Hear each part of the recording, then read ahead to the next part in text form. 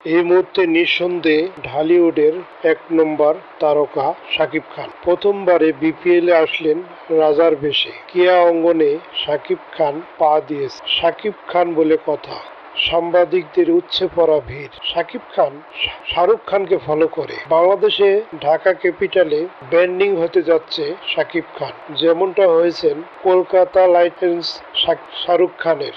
শাকিব খান এসেছে, হাত নাড়িয়েছেন, যেমনটা শাহরুখ খান এসে কলকাতা টাইটান্সে হাত নাড়িয়ে দর্শকদের জানানি দেয়। এবারে রাজপুত্র রাজার বেশে আসলেন শাকিব খানও তেমনটা। বাংলাদেশে নতুনভাবে ব্র্যান্ডিং হতে যাচ্ছে শাকিব খানের ঢাকা ক্যাপিটাল। এরই মধ্যে কিনে নিয়েছেন কাটার মাস্টার মোস্তাফিজুরকে। আইপিএল খেলানো প্লেয়ার, দুইটা প্লেয়ার কিনেছেন শাকিব খান। শাকিব খান এবারে ঢাকা ক্যাপিটালের একটি নতুন চমক দিতে যাচ্ছে।